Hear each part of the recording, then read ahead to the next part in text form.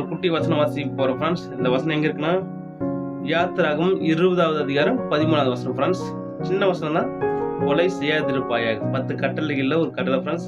இன்னொரு டைம் சொல்கிறேன் ஃப்ரெண்ட்ஸ். யாத்திராகமம் 20வது அதிகாரம் 13வது வசனம். கொலை செய்யாதிருப்பாயாக. ஓகே ஃப்ரெண்ட்ஸ், ஒரு குட்டி வசனம் தான். ஓகே ஃப்ரெண்ட்ஸ், இந்த வசனத்தோட அர்த்தம் என்ன ஃப்ரெண்ட்ஸ்,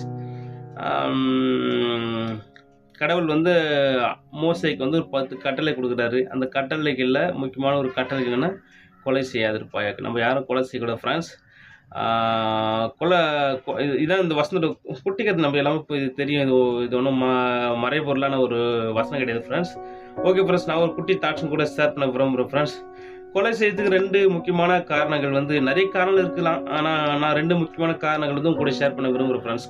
கொலை ஏன் செய்கிறாங்க, எதனால் கொலை செய்கிறாங்கன்னா 2 முக்கியமான காரணம் ஃப்ரெண்ட்ஸ். ஒன்று ஃபர்ஸ்ட்னா கணவன் மனைவி அவங்க வேறொரு தொடர்பில் தவறான ஒரு உறவில் வாழும்போது அது கொலை செய்ய வாய்ப்பு இருக்குது ஃப்ரெண்ட்ஸ். ரெண்டாவது என்னென்னா சொத்து பிரச்சனை, அண்ணன் தம்பி அப்பா அம்மா அந்த சொத்து பிரச்சனை, சொத்து பிரிக்கும் போது அவங்க என்ன பண்ணுறாங்க, அவங்க பொறாமைப்பட்டு அவங்கள கொலை செய்கிறாங்க ஃப்ரெண்ட்ஸ். ஓகே ஃப்ரெண்ட்ஸ், இது 2 தாட்ஸ் தான். இது கொஞ்சம் ப்ரீஃபாக பார்ப்போம் ஃப்ரெண்ட்ஸ்.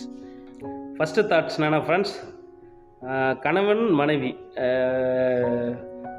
இன்றைய காலகட்டத்தில் இன்றைய நாட்களில் பார்த்தோன்னா ஃப்ரெண்ட்ஸ், அநேகர் பார்த்தோன்னா கணவன் வந்து சரியாக இருப்பார், மனைவி வந்து என்ன பண்ணுவாங்க, தவறான உறவில் வேறொரு ஆணோடு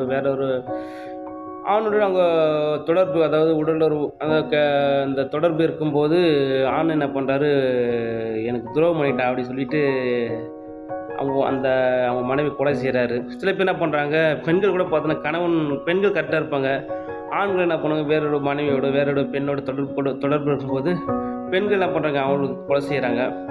இது வந்து இந்த நாட்களில் இது அதிகமாக நடக்குது ஃப்ரெண்ட்ஸ். அதனால் அதாவது என்னென்னா, அவங்க சொல்கிற ஸ்டேட்மெண்ட் என்னென்னா, நான் ஜென்யூனாக இருக்கேன், நான் கரெக்டாக இருக்கேன், ஆனால் என் மனைவி சரியில்லை, அவங்க கொலை பண்ணிவிட்டு அவங்க கொடுக்குற வாக்குமூலம் என்னென்னா, என் மனைவி சரியில்லை, அவ்வளோதான், அதனால தான் அவளை கொலை செஞ்சேன் அப்படின்னு கணவன் சொல்கிறாரு.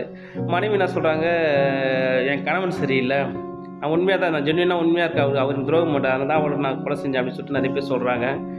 ஓகே ஃப்ரெண்ட்ஸ், நம்ம என் தாசனா ஃப்ரெண்ட்ஸ், ஒரு சின்ன பைபிள் ஒரு சின்ன ஒரு கதை இருக்குது ஃப்ரெண்ட்ஸ். என்னென்னா உண்மையான சம்பவம், கதை தான் சொல்கிறேன், கதையில் ஃப்ரெண்ட்ஸ் உண்மையான சம்பவம்.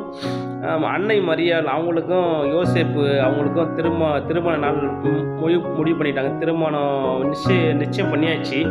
அந்த டைமில் தேவதூதன் வந்து இது மாதிரி அன்னை மரியாள் வந்து அவங்க 2 பேர் கல்யாணம் கூடி வரத்துக்கு முன்னாடி 2 பேர் அவங்க இணையத்துக்கு முன்னாடியே